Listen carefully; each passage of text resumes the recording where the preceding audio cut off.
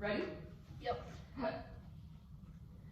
Pollution is the presence in or introduction into the environment of a substance or thing that has harmful or poisonous effects. It is known as one of the biggest global killers. Billions of pounds of trash and other pollutants enter the oceans every year. Throughout my speech, I'll be trying to persuade you to try not to pollute our earth. Even though you think you may not, we most likely all do pollute every single day. I want to expand my research on how the world has been affected by pollution and different types of pollution, litter laws around the country, and how people can slow down pollution. It has increased more than you think it has in the past years. For example, Americans are producing a lot more garbage than they did 50 years ago, and this is not just because the country's population has increased. People have become more wasteful and are creating more garbage than they were 50 years ago. There are three major types of pollution: air, water, and land pollution. First, air pollution. It can even be visible. A person can see the dark smoke that pours out from the exhaust pipes of trucks or factories. More often, however, air pollution is invisible. The National Geographic stated, "Polluted air can be dangerous, even if the pollutants are invisible. It can make people's eyes burn and make them have difficulty breathing. It can also increase the risk of lung cancer. Air pollution can kill quickly sometimes. There was actually an accident at a pesticide plant in Bhopal, India in 1984. What happened was a deadly gas was released into the air. At least 8,000 people ended up dying within days of the accident, and hundreds of thousands more were permanently injured. Next is water pollution. Polluted water can come in many forms. It can appear muddy, some can smell bad, and it can have garbage floating in it as well. Polluted water can also appear clean, but it could secretly be filled with harmful chemicals that you are not able to see nor smell. Polluted water is obviously unsafe for drinking as well as swimming. Some people who end up drinking polluted water are then exposed to hazardous chemicals that make them sick years later. The United Nations estimates that 4,000 children die every day from just drinking polluted water. I got this information from National Geographic. You can also be harmed indirectly by polluted water. You can get sick because the fish that live in the water are unsafe to eat. These fish would have too many pollutants in their flesh, and then they would go on harming you. These are some of the ways water gets polluted and some ways it can affect us. And lastly is land pollution. Many of the same pollutants that follow the water can also end up harming the land. Pesticides and fertilizers that farmers use on their fields are blown by the wind. They can end up harming plants, animals, and even people. If fruits and vegetables absorb these pesticides that help them grow, people can then consume them, and then the pesticides can enter their bodies. Some pesticides can cause cancer and other diseases as well.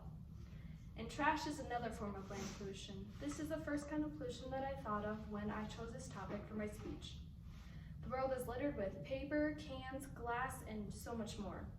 With there being so much litter, it makes it difficult for plants to create nutrients. Animals can die if they mistakenly eat plastic, and these are just a few ways our land gets polluted. So how has the world been affected by pollution in the past years? Well, climate change is caused by pollution that traps heat around the earth. This pollution comes from cars, factories, homes, and power plants. The global temp has risen 0.6 of a degree in the last 20 years. Population has increased by 1.7 billion people. Sea levels have risen 3 inches, and extreme weather in the U.S. has increased by 30%.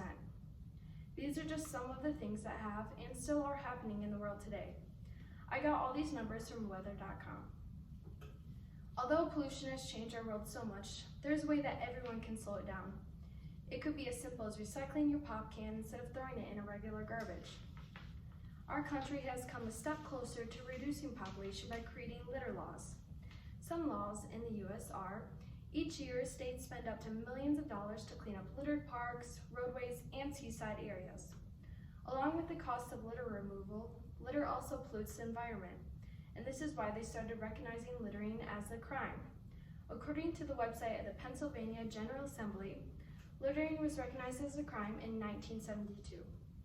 Pennsylvania was ahead of other states to criminalize the act of littering, but soon after other states followed along, recognizing it as illegal by the 70s. While all states have some type of litter law, the penalties vary. It depends on the amount, type, and the location of the litter. For rather minor cases, courts typically impose a fine and may order community service or some type of litter cleanup. Fines can range from $25 up to $30,000 in some states, such as Massachusetts and Maryland. If it is a serious case, some felons may be in danger of going to prison.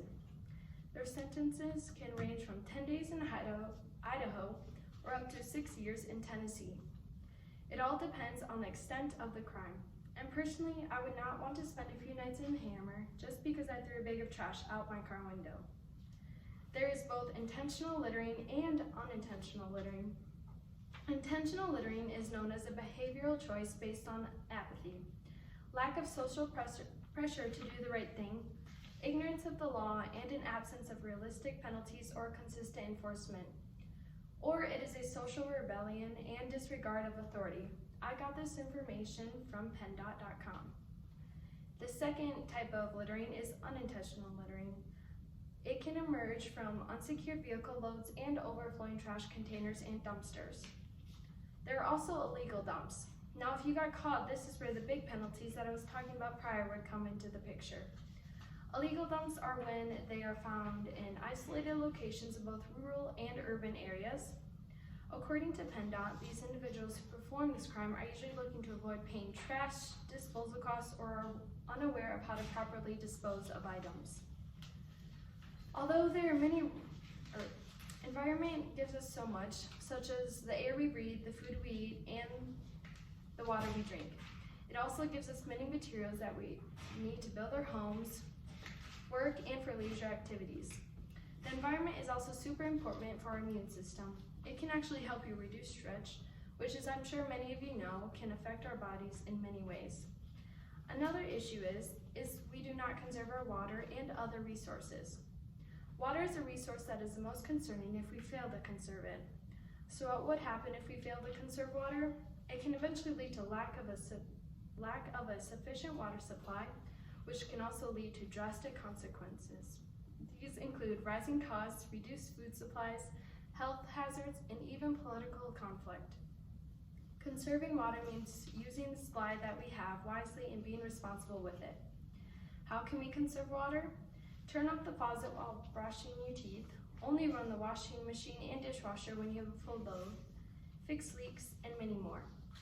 It is predicted by 2060 that global material use could double to 190 billion tons, while greenhouse gas emissions could increase by 43%. Although there are many rule breakers in the world, there are so many people who want to keep the earth clean. How people can slow pollution down are take your food wrappings with you, drink containers, newspapers, and other potential litter with you, and dispose of it properly. Do not throw trash out your car window. Keep it inside your vehicle until you can find a place to dispose of it. Try to keep your yard clean and free of things that can blow into the street and become litter. These are only a few things you can do to stop littering, and it honestly comes down to being a decent human being. Along with doing your part and not littering, there are so many organizations that you can join that prevent pollution. You don't even necessarily have to join them. You could simply donate money to the awareness. These are the effects of people continuing to disregard the result. These are the effects of people continuing to disregard and people continuing to pollute and litter and not conserve our natural resources. If we do not start properly conserving our natural resources, one day we will run out of them. It is so easy to pollute, even if you do it without realizing it, but it is also super easy to not pollute and do the correct thing. For example, a few years ago, my family had these neighbors, and they would stuff their garbage cans so full that they would be lopsided and blow over or fall over all the time. When this happened, all the garbage would come blowing into our yard. Now, I'm sure most of you can imagine how annoying this can be. My parents would always send me and my siblings out to clean it all up for them.